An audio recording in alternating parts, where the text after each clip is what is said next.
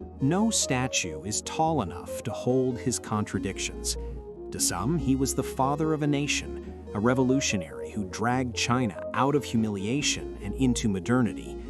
To others, he was the architect of catastrophe, responsible for suffering on a scale that still defies comprehension. His image still hangs in Tiananmen Square. His words are still printed. His legacy is still argued over, sometimes in whispers, sometimes in anger.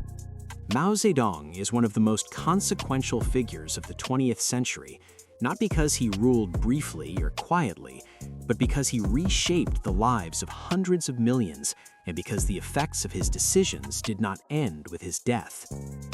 To understand Mao, you cannot reduce him to a single label, hero or villain, visionary or tyrant. You have to follow the long, uneven path that carried a village boy from rural China to the center of a revolution, and then into the dangerous certainty that he alone understood history's direction. Mao Zedong was born on December 26, 1893, in Shaoshan, a small village in Hunan province. His father was a prosperous but harsh peasant farmer, determined that his son follow a traditional path of obedience and labor. Mao resisted early. He read voraciously, questioned authority, and developed a lifelong belief that struggle against parents, systems, or enemies was not just inevitable, but necessary. China, at the turn of the century, was a nation in crisis. The Qing dynasty was collapsing under foreign pressure, internal rebellion, and economic decay. Western powers carved spheres of influence into Chinese territory. For young intellectuals like Mao, humiliation was not abstract, it was national and personal. Mao trained as a teacher and librarian, but education alone did not satisfy him. He was drawn to ideas that promised not reform, but transformation. After the 1917 Russian Revolution, Marxism began to circulate among Chinese radicals. Mao embraced it, but never purely.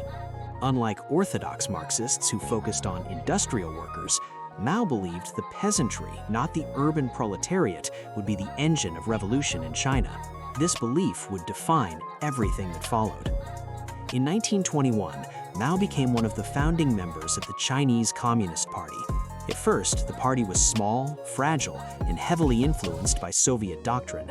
It allied temporarily with the Nationalist Party, led by Chiang Kai-shek, in hopes of unifying China. That alliance collapsed violently in 1927 when nationalist forces purged communists across the country. Mao survived, but barely. Driven from the cities, Mao retreated into the countryside.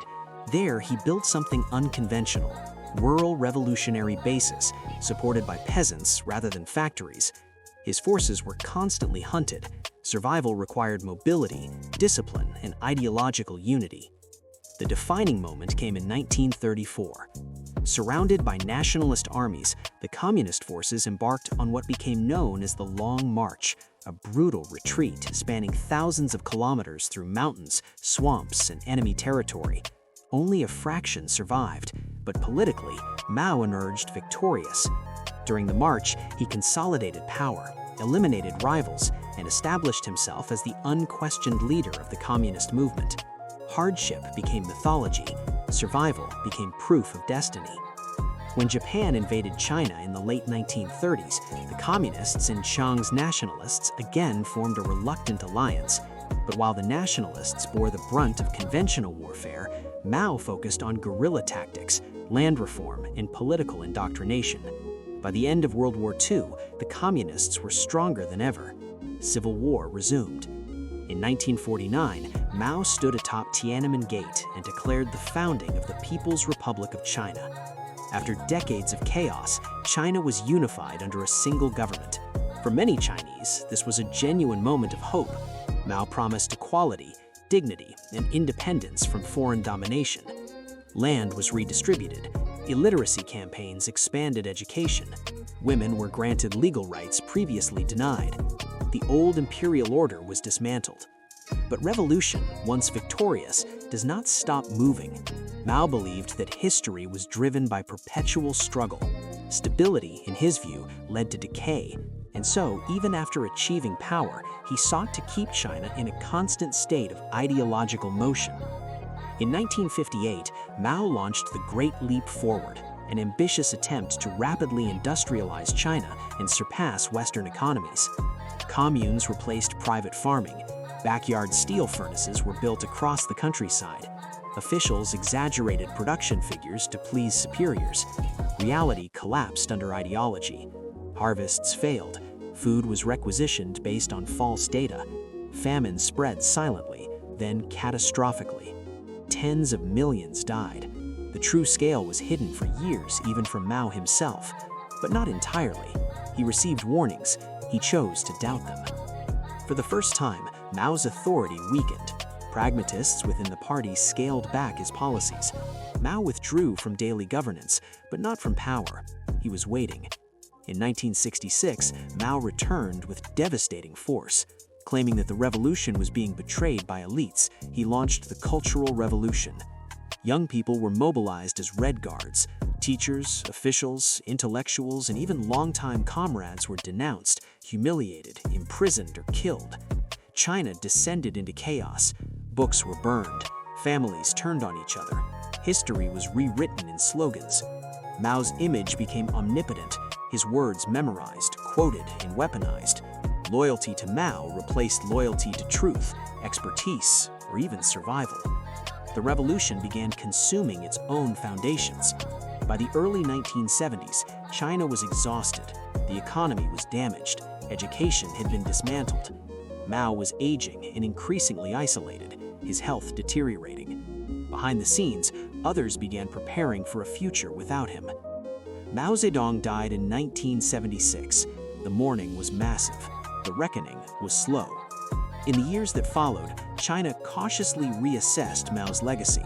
He was neither fully condemned nor fully absolved. The official line acknowledged serious mistakes while preserving his status as a founding figure. China moved forward not by repeating Mao, but by stepping away from him. Yet his shadow remains. Mao was not simply a dictator, nor merely a revolutionary. He was a man who believed deeply in ideas, and believed just as deeply that human cost was acceptable in service of historical destiny. He understood power, myth, and narrative better than almost anyone of his era. And that may be his most unsettling legacy, because Mao did not rule by fear alone. He ruled by belief, by the conviction that history could be bent if enough people were willing to break. Understanding Mao Zedong is not about choosing sides. It's about confronting what happens when ideology replaces humility, when certainty silences doubt, and when one vision claims the right to reshape millions of lives. History does not end with men like Mao, but it is forever marked by them.